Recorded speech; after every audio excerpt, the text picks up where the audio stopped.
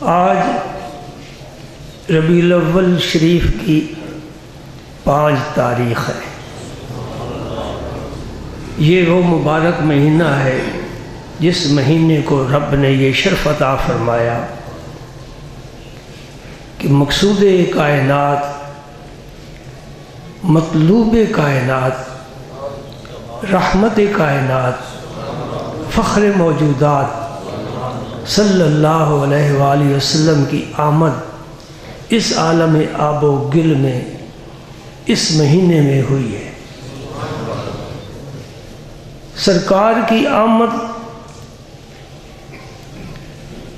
حضور کی ذات پاک کی طرح منفرد ہے۔ یوں مثال سمجھو کہ اس گجرات شہر میں روزانہ کتنے لوگ گاڑیوں پر آتے ہیں، کسی کو کوئی خبر نہیں کون آیا، لیکن اگر اسی شہر میں وزیر اعظم نے آنا ہو تو پھر عام آدمی کی آمد سے اس کی آمد کچھ مختلف ہوگی۔ ایسا ہے نا، ہم آتے ہیں کوئی نہیں پوچھتا، لیکن اگر سربراہ مملکت آئے گا تو پوری انتظامیہ حرکت میں ہوگی، کمیٹی کے جتنے خاک روب ہیں صفائی پر لگے ہوں گے اور نہ جانے کتنے انتظامات ہوں گے۔ یہ معمولی مثال ہے، کوئی اتنی اچھی مثال، اعلیٰ مثال نہیں، لیکن ہمارے ماحول میں ہمیں یہی دستیاب ہو سکی ہے۔ اس کائنات میں جتنے بھی آئے ان سب کی حیثیت، پوزیشن بس اتنی ہی ہے جس طرح ہم آتے جاتے ہیں، لیکن خدا کے محبوب کی آمد اس کے لیے بڑا ہی زبردست انتظام کیا گیا۔ اور یہ انتظام کب سے شروع ہوا؟ جب سے رب نے اس کائنات کو وجود بخشا، زمین کا فرش بچھا دیا، آسمانوں کا شامیانہ لگا دیا، چاند سورج ستاروں کے کمکمے روشن کر دیے، اور انسانوں کو زمین میں بھیجنا شروع کر دیا، مجمع بن جائے، سٹیج لگا دیا، نبیوں کو بھیج دیا، جاؤ بھئی تم میرے نبی کا ذکر کرو اور اپنی اپنی امتوں کو بتاؤ کہ وہ آ رہا ہے جس کے لیے ہمیں نبوت ملی ہے، وہ آ رہا ہے جس کے لیے ہمیں کتاب ملی ہے، وہ آ رہا ہے جس کے لیے ہمیں معجزات ملے ہیں، وہ آ رہا ہے جس کے لیے ہمیں زندگی ملی ہے۔ سبحان اللہ۔ تو ایک ایسا مبارک لمحہ تھا جس لمحے میں حضور کی آمد تھی، ایک ایسا مبارک تھا جس مبارک دن کو اللہ نے اپنے نبی کے ظہور کے لیے منتخب فرمایا، اور ایک مبارک مہینہ تھا، 11 مہینے اس کا مقابلہ نہیں کر سکتے، اور ایک مبارک مقام تھا جس میں میرے نبی نے ظہور فرمانا تھا، اور ایک مبارک خاتون تھی جس کی گود میں نور لم یزل آنے والا تھا۔ سبحان اللہ۔ واہ مولا، یہ تیرے انتخاب ہیں، تیری تقسیم ہے، دن بھی سارے تیرے، مہینے بھی سارے تیرے، مکان بھی سارے تیرے، مخلوق بھی ساری تیری۔ تو نے کیوں آمنہ کے در یتیم کی ظہور کے لیے آمنہ کا انتخاب فرمایا؟ معلوم ہوا کہ دنوں میں سوموار کا دن افضل بن گیا، مہینوں میں ربیع الاول کا مہینہ افضل بن گیا، اور مکانوں میں وہ حجرہ افضل بن گیا جو حضرت عبداللہ کا حجرہ تھا، اور ماؤں میں سے وہ ماں افضل بن گئی جو خاتم النبیین کی ماں بنی، اور دائیوں میں سے وہ دائی افضل بن گئی جس نے رسول اللہ کو دودھ پلایا۔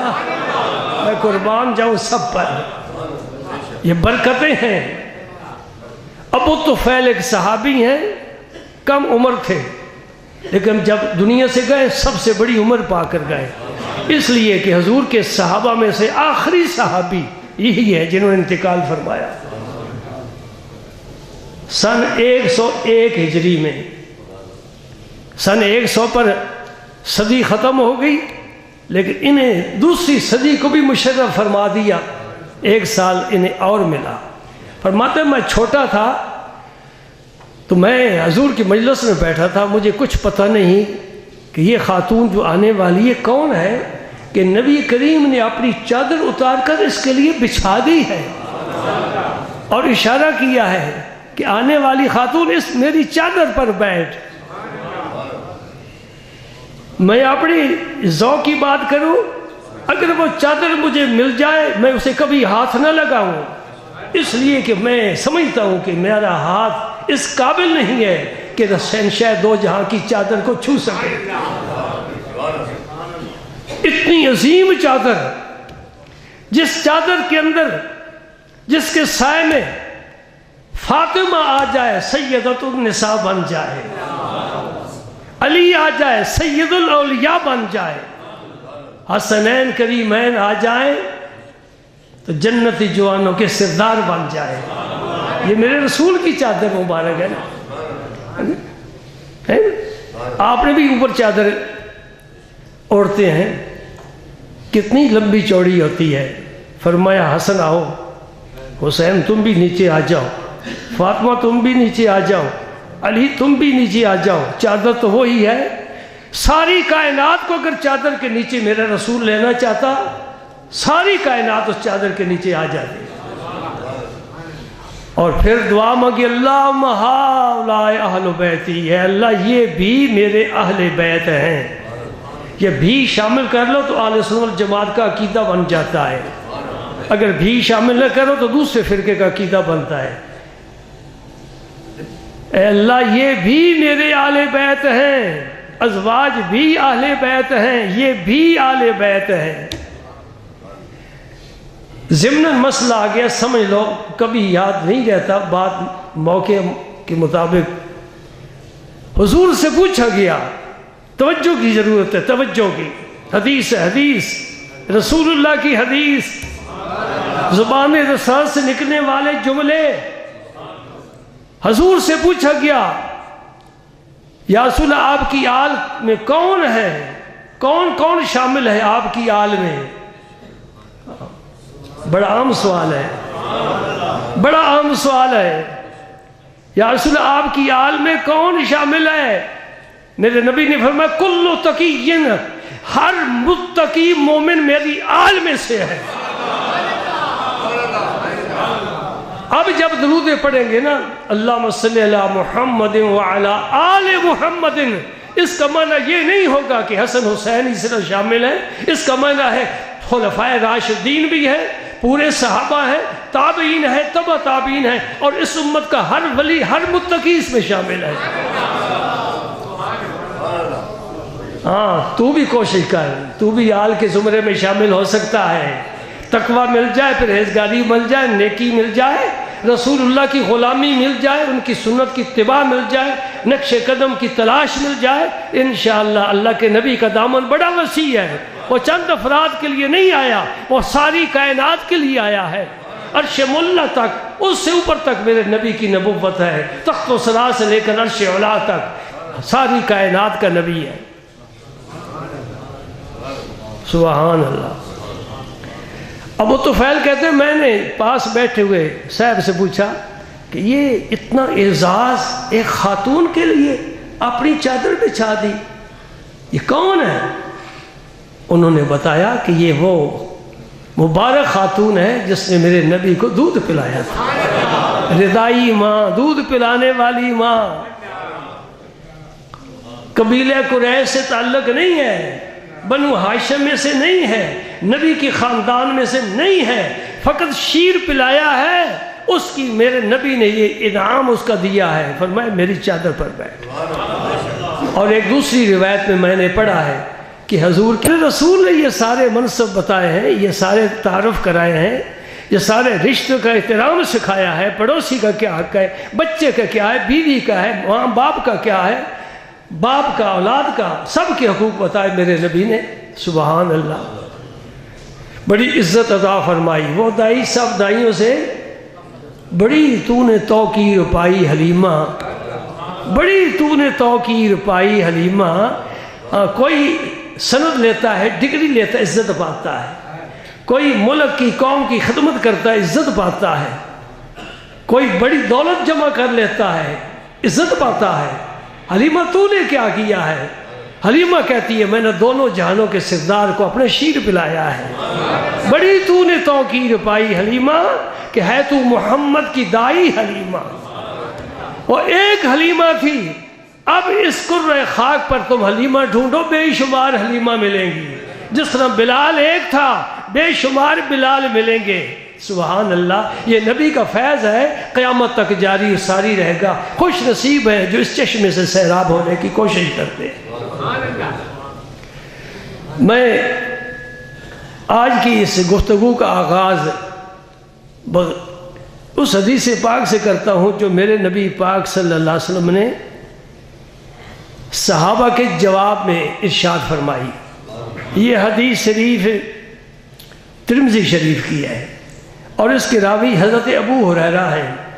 فرماتے ہیں کہ صحابہ کرام نے نبی کریم صلی اللہ علیہ وسلم سے عرض کیا متا واجبت لکن نبوہ، یا رسول اللہ آپ کے لیے نبوت کب ثابت ہوئی؟ یعنی ہر چیز کی ابتدا ہے، ایک میرے رب کی کوئی ابتدا نہیں۔ ہر چیز کی انتہا ہے، ایک میرے رب کی کوئی انتہا نہیں۔ وہ ہر ابتدا سے بھی پہلے موجود ہے، ہر انتہا کے بعد بھی وہ موجود ہے۔ سبحان اللہ، ہر چیز کی حد ہے، میرے رب کی کوئی حد نہیں۔ ہر چیز فانی ہے، میرے رب فانی نہیں۔ ہر چیز کی مقدار ہے، میرے رب کی کوئی مقدار نہیں۔ سبحان اللہ، سبحان اللہ۔ تو حضور نے جواب دیا وَآدَمُ بَيْنَ الرُّوحِ وَالْجَسَدِ، اس وقت کی بات کرتا ہوں نبوت کی جب کہ ابھی آدم علیہ السلام روح اور جسم کے درمیان تھے، یعنی نہ جسم تھا نہ روح تھی، کچھ بھی نہیں تھا۔ ایک بڑی پیاری نکتے کی بات ذہن میں آئی، عرض کرتا ہوں، توجہ فرمائیں۔ آدم تو ابو البشر ہے نا، تو بشر اس کے بعد آئے، پہلے آدم آئے، اور آدم کے پہلے فرزند شیس علیہ السلام ہے جو نبی بنے، یہ پہلے فرزند ہے، اور یہ اکیلے پیدا ہوئے۔ آدم علیہ السلام کے پہلے بیٹے اکیلے پیدا ہوئے، اس کے بعد جتنی اولاد ہوئی جوڑا جوڑا پیدا ہوئے، ہر بیٹے کے ساتھ بیٹی پیدا ہوئی، کیونکہ رب نے نسل انسانی کو بڑھانا تھا۔ اب آدم علیہ السلام کا بھائی تو ہے نہیں کہ ان کی اولاد کے آپس میں رشتے ہو جائیں اور نسل آگے چلے، بس ایک ہی آدم ہے۔ جس آدم کے نہ باپ ہے نہ ماں ہے، رب نے ایک مثال قائم کر دی کہ میں چاہوں تو بغیر باپ کے بغیر ماں کے آدم جیسا انسان پیدا کر سکتا ہوں۔ اور آدم علیہ السلام پر نیند غالب فرما کر ان کی بائیں پسلی سے حوا کو پیدا کیا، جب آنکھ کھولی تو ہم جنس پایا۔ رب نے مثال قائم کر دی میں چاہوں تو بغیر ماں کے بھی حوا کو پیدا کر سکتا ہوں۔ عیسیٰ علیہ السلام کو بغیر باپ کے پیدا کیا۔ آج کوئی پیدا ہو تو شک کی نگاہوں سے دیکھا جائے گا، جس کنواری کا بیٹا پیدا ہو جائے شک کی نظر سے نہیں، یقین کی نظر سے دیکھا جائے گا کہ اس کا تو باپ ہے ہی نہیں، لیکن عیسیٰ روح اللہ بغیر باپ کے پیدا ہوئے۔ رب نے مثال قائم کر دی کہ میں بغیر باپ کے بھی پیغمبر پیدا کر سکتا ہوں۔ مثالیں قائم کر کے موڑ لگا دی، بس اب ختم، بغیر باپ کے جو پیدا ہوگا وہ اپنی نسل سے محروم ہوگا۔ استغفر اللہ، استغفر اللہ۔ تو شیس علیہ السلام تنہا پیدا ہوئے۔ حکمت کیا تھی کہ نور محمدی سب سے پہلے آدم علیہ السلام کی پیشانی میں چمکا۔ اللہ پاک نے یہ نعمت، اپنا تحفہ انہیں ودیعت فرمایا۔ وہ اکیلے ہیں، منفرد ہیں، کوئی ثانی نہیں، کوئی دوسرا نہیں۔ اب وہ نور جب آگے چلنے والا ہے تو پھر شیس علیہ السلام کو بھی تنہا پیدا فرما کر یہ نور ان کے سپرد فرمایا، اب ان کی پیشانی میں نور محمدی چمک رہا ہے۔ بات یہ کرنا چاہتا ہوں کہ سرکار دو عالم صلی اللہ علیہ وسلم کو سب سے پہلے رب نے پیدا فرمایا، اس میں حکمت کیا ہے؟ نبی صاحب نے بعد میں آئے۔ بچہ پیدا ہوتا ہے تو پہلے ماں کے پستانوں میں دودھ کا انتظام ہوتا ہے۔ اسی طرح چونکہ نبی کریم صلی اللہ علیہ وسلم نے تمام نبیوں کی تربیت فرمانی عالم ارواح میں اور اپنے فیض سے فیضیاب فرمانا ہے، اور تمام انبیاء کی ارواح نے حضور کے ذات پاک سے استفادہ کرنا ہے، فیض پانا ہے، اس لیے اللہ پاک نے سب کو بعد میں پیدا کیا اور رسول پاک صلی اللہ علیہ وسلم کو سب سے پہلے پیدا کیا تاکہ ان سے انبیاء کرام فیض پائے۔ یہ مسئلہ بڑا اہم ہے کہ ہر نبی نے حضور سے فیض پایا، اور اتنا ہی اہم یہ مسئلہ ہے کہ ہر ولی نے علی المرتضیٰ سے فیض پایا۔ اس لیے میرے نبی امام الانبیاء بنے اور میرے علی سید الاولیاء بنے۔ اور یہ اگر آپ سنیں گے تو بڑی حیرت ہوگی، اور باقی بڑے بڑے اہل علم کو حیرت ہوئی، اور پھر انہوں نے مجھ سے حوالہ طلب کیا کہ جی یہ آپ نے کہاں پڑھا ہوا ہے؟ وہ بتاتا ہوں۔ اس امت کا ولی تو علی المرتضیٰ سے فیض یاب ہوگا، لیکن میرا موقف یہ ہے کہ پہلی امتوں کے ولی بھی علی المرتضیٰ کی روح سے فیض یاب ہوئے۔ جی یہ حوالہ بڑا عجیب ہے کہ پہلی امتیں جو حضرت علی سے پہلے گزر گئی ہیں انہوں نے بھی فیض پایا ہے، تو مولائے کائنات سے فیض پایا ہے۔ حوالے کے طور پر آپ یاد رکھ لیں، تفسیر مظہری عربی زبان میں ہے، تفسیر مظہری ہمارے ہندوستان میں لکھی گئی ہے، اور لکھنے والے علامہ قاضی ثناء اللہ پانی پتی رحمت اللہ علیہ۔ مظہری نام اس لیے لکھا ہے کہ ان کے پیر و مرشد مرزا مظہر جان جانا نقشبندی رحمت اللہ علیہ تھے، تو علامہ قاضی ثناء اللہ پانی پتی بھی نقشبندی تھے،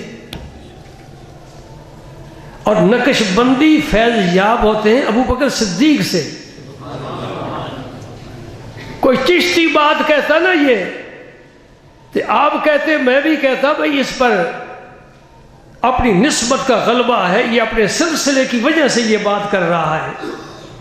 قاضی ثناء اللہ پانی پتی جو بات لکھ رہے ہیں وہ چشتی نہیں نقشبندی ہیں، علی المرتضیٰ کی بجائے ان کا سلسلہ صدیق اکبر سے ملتا ہے، اس کے باوجود یہ بات لکھ رہے ہیں۔ پتہ چلا کہ یہ بات بڑی عام ہے، اس لیے انہوں نے یہ بات لکھی ہے۔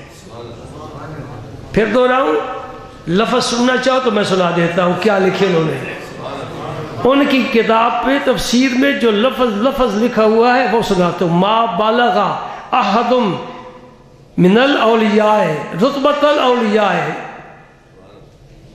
ما بالغ احد من الامم السابقۃ، ما بالغ احد من الامم السابقۃ رتبۃ الاولیاء الا بتوسط روحہ کرم اللہ تعالی وجہ الکریم۔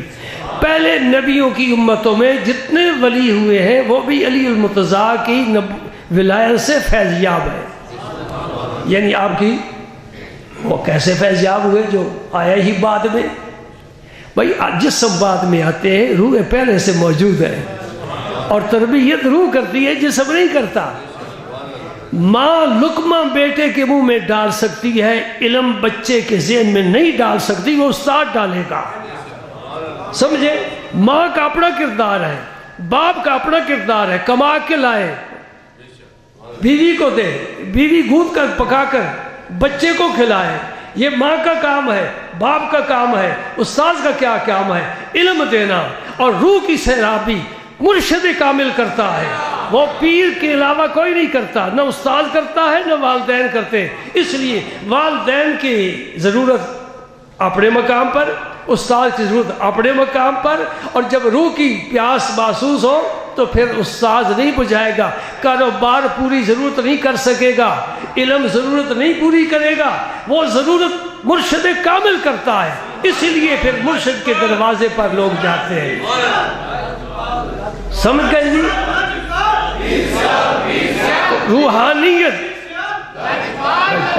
روحانی فیض ولیوں نے، پہلی امتوں کے ہوں اس امت کے ہوں، سب نے فیض جناب علی المرتضیٰ سے پایا ہے، اور سارے نبیوں نے فیض میرے نبی کریم سے فیض پایا ہے۔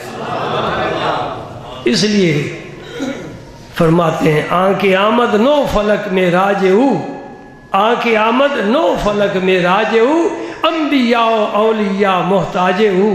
میرے نبی پاک کے نبی بھی محتاج ہے، ولی بھی محتاج ہے۔ اس کی دلیل قرآن پاک سے ثابت کرتا ہوں، وَإِذْ أَخَذَ اللَّهُ مِيثَاقَ النَّبِيِّينَ لَمَا آتَيْتُكُم مِّن كِتَابٍ وَحِكْمَةٍ۔ یہ پوری آیت پڑھیں، آپ کو پتہ چلے گا رب نے نبیوں سے جو عہد لیا تھا وہ عہد کیا تھا کہ آخر میں ایک نبی آئے گا، اس پر ایمان بھی لانا، اس کی تصدیق بھی کرنا، اگر نہیں کرو گے تو میں تمہیں نبوت سے کبھی بھی فیض یاب نہیں کروں گا۔ تو سارے نبیوں کو نبوت ملی ہی اس لیے ہے کہ وہ ہمارے نبی پر ایمان لائیں، اور اگر موقع ملے تو ان کی مدد بھی اور خدمت بھی کریں۔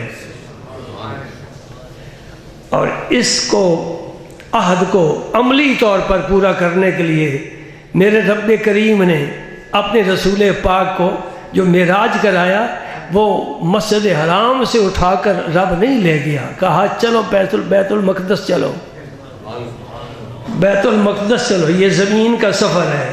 یہ ویسے 1 مہینے میں سفر طے ہوتا تھا، جو رات کے تھوڑے حصے میں میرے نبی نے طے کر لیا، اور وہاں پہنچے تو سارے نبی موجود تھے نا۔ کیا ضرورت تھی تمہیں دنیا پر آنے کی؟ تم جس جہان میں، وہ بڑا خوبصورت جہان ہے، ادھر سے لوٹ کر پھر اس دنیا میں آ گئے جو میلی کچیلی ہے، جو اس کثافت سے بھری ہوئی ہے، جس میں اندھیرا بھی ہے،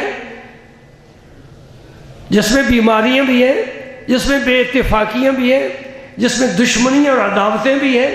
اس دنیا میں تمہیں آنے کی کیا ضرورت ہے؟ تم آسمانوں پر تھے، وہاں سے نیچے آ گئے، کیا وجہ ہے؟ تو وہ جواب دیں گے، ان کی روح جواب دے گی، ہم خاتم النبیین پر ایمان لائے ہیں، اب ان کے پیچھے نماز پڑھ کر ان کا استقبال جب تک نہیں کریں گے ہماری نبوت مکمل ہی نہیں ہو سکتی۔ آج موقع مل گیا ہے، آج موقع مل گیا ہے، آج آپ کے پیچھے نماز پڑھیں گے۔ ہاں، مسجد اقصیٰ کھچا کھچ بھری ہوئی ہے، اور صفیں سب نبیوں کی ہیں۔ ایسی بھی کوئی نماز دیکھی تم نے؟ صفیں سب نبیوں کی ہیں۔ حضور کے پیچھے آدم علیہ السلام کھڑے ہیں، جو سب سے پہلے آئے تھے، پیچھے کھڑے ہیں، پیچھے آیا تھا، پہلے کھڑا ہے۔ آخر آمد بود فخر الاولین، آئے بعد میں، چھا گئے سب پر۔ سبحان اللہ۔ اذان کہی کس نے؟ بلال حبشی نے؟ نہیں، یہاں حضرت بلال کا مقام نہیں ہے، یہاں جبریل امین نے اذان کہی ہے، اور سدرہ نشین۔ تو اذان میں یہ کلمات کہے نا، اشہد ان محمد رسول اللہ، کہے کہ نہ کہے جبریل نے؟ سارے نبی سن رہے ہیں، سارے نبی سن رہے ہیں، ہم بھی نبی تھے، ہم بھی رسول تھے، لیکن یہ نبی ہیں، یہ رسول ہیں، تھے اور ہیں میں فرق ہوتا ہے نا۔ مشرف پرویز صدر تھا، آصف زرداری صدر ہے، فرق ہے نا۔ ہم سب نبی تھے، یہ نبی ہیں، اور آج 1400 سال کے بعد بھی محمد الرسول اللہ، محمد اللہ کے رسول ہیں۔ حیات النبی کا مسئلہ تو حل ہو گیا نا۔ جو گزر جائے، جو مر جائے، کہتے تھا، اس مولوی سے پوچھو جا کر تو کلمہ کیسے پڑھتا ہے؟ اگر یہی کلمہ پڑھتا ہے تو پھر حیات النبی کا قائل ہونا پڑے گا۔ بھئی عقل کی بات ہے نا۔ سبحان اللہ. تو میں تو اور سوچ رہا ہوں سارے نبیوں نے تشہد بھی پڑھا کہ نہ پڑھا؟ تشہد اتحیات، نماز تو مکمل ہی نہیں ہوتی، تشہد کے بغیر تو نماز مکمل ہی نہیں ہوتی. تو تشہد میں آپ کیا پڑھتے ہو؟ اشہد ان محمد رسول پڑھتے ہو نا؟ نبی نے پڑھا کہ نہ پڑھا؟ یہ اس میثاق کی تکمیل ہو رہی ہے مصطفیٰ کریم کے پیچھے نماز پڑھ کے. رب کریم تو نے ہم سے عہد لیا تھا، تیرے نبی کے پیچھے ہم نماز پڑھ کے اس عہد کو پورا کر رہے ہیں. سبحان اللہ. معراج کا ذکر تو نہیں ہے نا، میلاد کا ذکر ہے. ضمناً آ گیا تو حضور نے فرمایا ابھی آدم علیہ السلام کا وجود مبارک تیار نہیں ہوا تھا، میں اس وقت سے نبی ہوں، اس لیے کہ سارے نبی مجھ سے استفادہ کریں، سارے نبیوں کو فیض عطا کروں، سارے نبیوں کی عالم ارواح میں تربیت کروں، اور ان کو پھر اپنے اپنے موقع پر اپنے اپنے منصب پر پہنچ کر یہ اپنا فریضہ نبوت ادا کریں. تو آپ کی آمد نرالی ہے، آپ کی آمد منفرد ہے جی. خوشیاں پھیل گئی کہ نہیں؟ چاند نظر آتے ہی کتنے لوگوں نے مبارکیں دیں، ٹیلی فون پر آ کر میسج بھیجے. یہ کیوں ہو رہا ہے بھئی؟ آ گیا وہ نور والا جس کا سارا نور ہے. سارے نبیوں نے نام لیے ہیں. سنو، اشہد ان لا الہ الا اللہ سارے نبیوں نے کہا ہے، میرے نبی نے بھی کہا ہے. کیا فرق ہے؟ آپ بھی کہتے ہیں، میں بھی کہتا ہوں. فرق کیا ہے؟ آپ غیب پر ایمان لا کر کہتے ہیں. کوئی پوچھے گواہی دے رہا ہے، گواہی تو تب ہوتی ہے موقع کا گواہ ہو، عینی گواہ، چشمدید گواہ. تو نے کیسے دیکھا ہے رب کو؟ کہتے ہیں کوئی اللہ نہیں اللہ کے بغیر، میرا ایک اللہ ہے کوئی اور نہیں. تو گیا ہے آسمانوں پر؟ ہو سکتا ہے آسمانوں پر ہو. ہم گواہی دیتے ہیں اشہد ان لا الہ الا اللہ، میرے اللہ کے بغیر کوئی گواہ نہیں، کوئی اللہ نہیں. سارے نبیوں نے بھی گواہی دی ہے.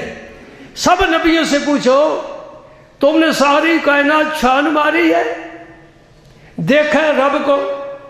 جب دیکھا نہیں تو پھر گواہی کیوں دیتے ہو؟ جب ہم نے اپنے نبی سے پوچھا یا رسول اللہ آپ بتائیے آپ دیکھ کر آئے ہیں؟ فرمایا ہاں میں دیکھ کر آیا ہوں، میں نے ساری کائنات چھان ماری، کوئی اور اللہ ہے ہی نہیں، اور جو ہے اس کے پاس سے ہو کر آیا ہوں، دیکھ کر آیا ہوں، باتیں سن کر آیا ہوں، بہت کچھ لے کر آیا ہوں، اپنی امت کی مغفرت کا وعدہ تک لے کر آیا ہوں. سبحان اللہ سبحان اللہ. کرم دیکھو میرے نبی کا. جب بارگاہ الوہیت میں منظوری ہوئی، قرب نصیب ہوا، تو رب نے فرمایا السلام علیکہ ایہا النبی ورحمت اللہ وبرکاتہ. تو جواب میں اب حضور کیا فرماتے؟ آپ اگر مجھے سلام یہی کہیں السلام علیکم تو میں وعلیکم السلام کہوں گا نا. جب رب السلام علیکہ ایہا النبی کہہ رہا ہے تو پھر حضور جواب میں رب کو کیا کہے؟ تیرے پر بھی سلامتی ہو؟ نہیں، وہ تو خود سلام ہے، خود سلام ہے رب. وہ سلامتی کا محتاج نہیں ہے، وہ سلامتی دینے والا ہے. ہاں، اس میرے نبی کی کیا بات ہے. یہ ذہن میں اے میرے نبی کہاں سے بات آ گئی؟ تیرا رب سلام کہہ رہا ہے، تو نے اب کیا کہنا ہے؟ کوئی سیکٹری ساتھ ہوتا تو وہ بتاتا نا جی سر یہ کہنا ہے، سر یہاں سائن کرنے ہیں. وہاں تو کوئی تھا ہی نہیں. سبحان اللہ. جو کائنات کا مربی ہے، جو انبیاء کا مربی ہے، اسے کون سکھائے؟ الرحمن علم القرآن خلق الانسان علمہ البیان. رب نے قرآن سکھایا. میرے ربی فرمایا ادبنی ربی فاحسن تادیبی، مجھے میرے رب نے ادب سکھایا، خوب سکھایا.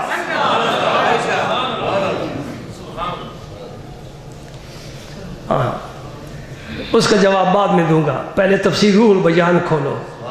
سورۃ مریم کی پہلی آیت کیا ہے؟ حروف مقطعات کاف ہا یا عین صاد. حافظ صاحب بیٹھے ہیں، یہی ہے نا؟ طریقہ کیا تھا؟ جبریل امین جب آتے وہی لے کر پیش کرتے، الف لام میم، حضور بھی فرماتے الف لام میم ذالک الکتاب، آپ بھی فرماتے ذالک الکتاب، جو جبریل پڑھتے حضور بھی پڑھتے، اور تیزی تیزی سے پڑھتے۔ تو اس میں مشقت ہوتی ہے نا، اللہ پاک نے چاہا کہ میرے حبیب تو مشقت میں کیوں پڑا ہوا ہے؟ لا تحرک بہ لسانک لتعجل بہ، میرے نبی جلدی کرنے کے لیے اپنی زبان کو تم حرکت نہ دو، تم خاموش رہو، صرف سنو۔ جبریل جو کہتا ہے نا تم صرف سنو، زبان کو بھی حرکت نہ دو، جلدی نہ کرو، مشقت میں نہ پڑو، میرا حبیب ہے، میں تیری مشقت برداشت نہیں کرتا۔ لا تحرک بہ لسانک لتعجل بہ۔ یا اللہ پھر یہ میرے ذہن میں قرآن کیسے بیٹھے گا؟ ان علینا بیانہ، میرے حبیب تم خاموش رہو، تیرے سینے میں قرآن کو جمع کرنا میرا کام ہے، ہم جمع کر دیں گے تیرے سینہ پاک میں۔ سبحان اللہ۔ تو جب جبریل امین یہ سورہ مریم کی پہلی آیت لے کر آئے نا، کاف ہا یا عین سوال، تو انہوں نے سب سے پہلے جب پڑھے نا کاف، تو حضور نے کیا فرمایا جواب؟ عرفت، میں پہلے سے جانتا ہوں۔ ہاں عرفت، میں پہلے سے جانتا ہوں۔ وہ جو حرف پڑھتے حضور فرماتے میں پہلے سے جانتی ہوں، تو اب آیا ہے، میں وہاں رہ کر آیا ہوں جہاں یہ سارا قرآن لکھا گیا ہے۔ سبحان اللہ۔ تو بات یہ کرنا چاہتا تھا کہ جب اللہ پاک نے فرمایا السلام علیکہ ایھا النبی ورحمۃ اللہ وبرکاتہ، میرے نبی نے کیا جواب دیا؟ السلام علینا وعلی عباد اللہ الصالحین۔ سبحان اللہ۔ اے میرے رب کریم، تو نے مجھے سلامتی سے نوازا ہے، میں تو رحمت للعالمین ہوں نا، میں سب کو شامل کرنا چاہتا ہوں، تیری یہ سلامتی میں بھی قبول کرتا ہوں، میں نہیں ہم قبول کرتے ہیں، اور جو تیرے نیک بندے ہیں میں ان کو بھی اس میں شامل کرتا ہوں۔ جی نیک بندے تو شامل ہو گئے، ہم کدھر گئے؟ ہمارا تو ذکر ہی کوئی نہیں آیا نا۔ السلام علینا، ہم پر سلامتی، وعلی عباد اللہ الصالحین، اللہ کے نیک بندوں پر بھی سلامتی۔ وہ نیک بندے تو سلامتی لے گئے، وہ گناہگار کدھر گئے؟ یہ میرے نبی کا کرم ہے، یہ میرے نبی کا کمال ہے۔ وہ علینا جو جمع کا صیغہ استعمال کیا، اس میں حضور نے اپنے ساتھ گناہگاروں کو شامل فرما لیا۔ یا اللہ تیرے نیک بندے تو نیکی کی وجہ سے سلامتی لے گئے، اور میں تیرا نبی ہوں، میں بھی سلامتی لے گیا۔ جو تیرے گناہگار بندے ہیں وہ میں اپنے دامن میں چھپا کر اپنی سلامتی ان کو دے دیتا ہوں، ان پر بھی سلامتی ہو۔ تو رسول کریم نے کسی مقام پر اپنی امت کو فراموش نہیں کیا۔ یہ آج کا سبق ہے، یہ پیغام ہے۔ رسول پاک نے کسی مقام پر اپنی امت کو فراموش نہیں کیا، بھولنے والے ہم ہی ہیں۔ محسن کو ہمیشہ یاد کیا جاتا ہے۔ تو ربیع الاول کی تقریبات جتنی ہیں، کوئی بدعت کہتا ہے تو بے شک کہتا رہے، ہم یہ سمجھتے ہیں کہ محسن کو ہمیشہ اقبال ڈے مناتے ہو کہ نہیں مناتے؟ کچھ نے احسان کیے نا قوم پر، چٹکی بھر، میرے نبی کا احسان کیا ہے، زمین و آسمان میں نہیں سماتا۔ اگر ہم اپنے لیڈروں کے، سیاسی لیڈروں کے دن منائیں، مفکرین کو اتنی اہمیت دیں، تو جو ساری کائنات کا دولہا بن کر آیا، رب کا حبیب شفاعت کا سہرا باندھ کر آیا، رحمت للعالمین کا تاج پہن کر آیا، اور خاتم النبیین کا پیغام لے کر آیا کہ میرے بعد اب کوئی نہیں آئے گا، بس میں ہی ہوں آخری اور کمال درجے کا، اب میرے بعد کون آنے والا ہے؟ تو ان کا دن نہ منایا جائے، خوشی نہ منائی جائے، تقریبات کا اہتمام نہ کیا جائے۔ اچھا بھائی، گھروں میں جو میلاد مناتے ہو یا مسجدوں میں، کوئی گانے بجانے کا انتظام کرتے ہو؟ کیوں مولوی منع کرتے ہیں؟ کوئی ناچ گانا ہوتا ہے جی؟ نہیں، کیا ہوتا ہے؟ سب سے پہلے قرآن پڑھا جاتا ہے۔ قرآن پڑھنا بدعت ہو گیا۔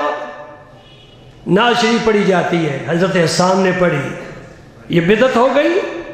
تقریریں ہوتی ہیں، سب سے پہلے میرے نبی نے واز فرمایا، یہ بدعت ہے۔ کھانا تقسیم ہوتا ہے، میرے رسول کے پاس صحابہ کرام جب چاش کے وقت حاضر ہوتے تھے، بڑا پیالہ تھا، 4 آدمی اٹھاتے تھے، اس میں کھانا تیار ہوتا تھا، میرے نبی خود کھانا کھلایا کرتا تھا۔ کھانا کھلانا بدعت، تلاوت بدعت، تقریر، نعت، محبت سے بیٹھنا یہ بدعت، سرکار کے فضائل بیان کرنا یہ بدعت۔ سوجی پاک، حلوہ سوجی پاک، چینی پاک اور گھی پاک، ان کو ملا لیا تو حلوہ ناپاک۔ جب اجزاء پاک ہے تو پھر جو مجموعہ ہے وہ بھی پاک ہوگا نا۔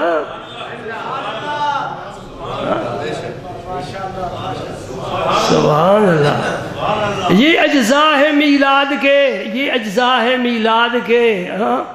ان کو بدعت کہنا، حرام کہنا، میں سمجھتا ہوں۔ اچھا کسی محلے میں جاؤ نا تو مکان پر تمہیں لائٹ نظر آئے تو کیا خیال کرتے ہو؟ اس گھر میں کوئی خوشی ہے؟ ساتھ والے نہیں، لائٹ ان کے ہاں نہیں ہے۔ یہ بات ہے نا، جس مکان پر چراغاں ہوگا نا، لائٹ ہوگی، اس مکان والے کو آج کوئی خوشی ہے؟ یہ تو بچہ پیدا ہوا ہے، یا اس کے بیٹے کی شادی ہے، یا کوئی بزرگ عمرے پر یا حج پر جا رہے ہیں، یہی موقع ہوتا ہے نا لائٹ کرتے ہو۔ ہاں تو دیکھ لینا 12 ربیع الاول کو جن مسجدوں پر لائٹ ہوگی، سمجھ لو ان کے گھر کوئی مہمان آیا ہوا ہے۔ ہاں، ہمیں فتووں کی کوئی پرواہ نہیں۔ اور مسجد کا ایک مینار ہی کافی ہوتا ہے نا۔ مدینہ پاک، مکہ مکرمہ جا کر دیکھ لو کتنے مینار ہیں، سارے گرا دو، ایک کافی ہے اشارے کے لیے۔ دیکھنے کے لیے ایک آنکھ کافی ہے، ایک نکال دو۔ سننے کے لیے ایک کان کافی ہے، دوسرا کاٹ دو۔ ہاتھ ایک ہی کافی ہے، پاؤں بھی ایک کافی ہے۔ یہ کیا فضول خرچی ہے جی؟ کیا فضول خرچی ہے؟ جب کام چل سکتا ہے ایک آنکھ سے تو دوسری آنکھ کی کیا ضرورت ہے؟ میرے رب نے یہ کرم اہل سنت پر فرمائے ہیں۔ اہل سنت جماعت اس نعمت کو قبول کرتی ہے اور پھر خوشی مناتی ہے۔ قل بفضل اللہ وبرحمتہ فبذالک فلیفرحوا، جس پر اللہ کا فضل ہو، اللہ کی رحمت ہو، اسے خوشی منانی چاہیے۔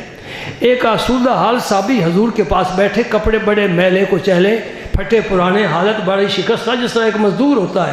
حضور نے پھر عمر فرمایا، کیا تیرے اوپر اللہ کی نعمت ہے کہ نہیں؟ تیرے گھر میں اللہ کا دیے وہ بہت کچھ ہے، یا رسول اللہ بڑا کرم ہے۔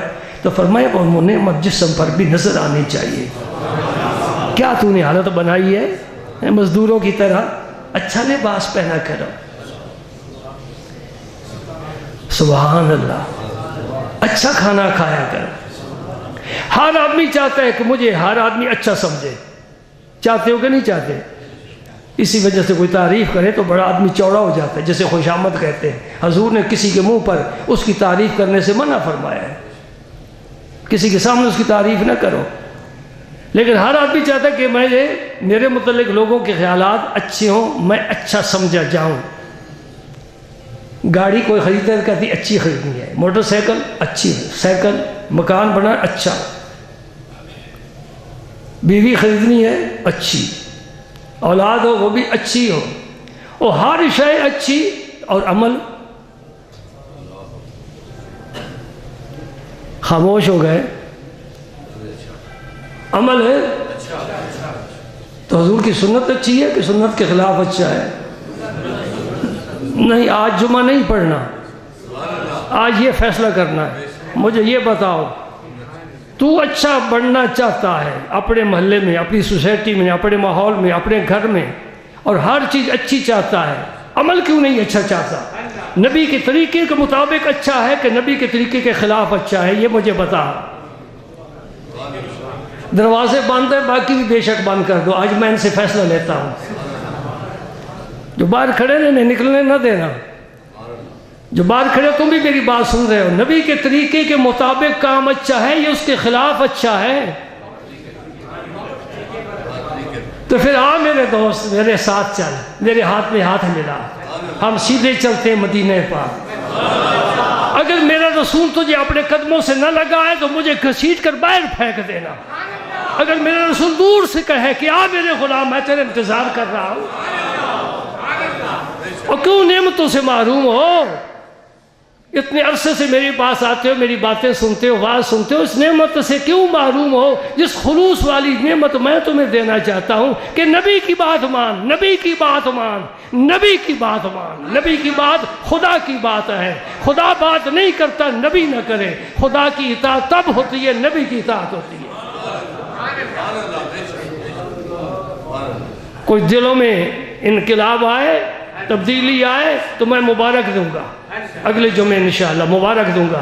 اگر تبدیلی نہ آئے سمجھ لے شیطان مجھ پر پوری طرح کاٹھی ڈال کے سوار ہے، لگام اس کے ہاتھ میں ہے، اور جہاں چاہتا لے جاتا ہے مجھے۔ شیطان کے وسوسے سے بچ، یہ دشمن ہے۔ ان شیطان للانسان عدو مبین، سب سے بڑا دشمن ہے۔ اللہ تعالیٰ اس کے شر سے بچائے، نیکی کی توفیق عطا فرمائے۔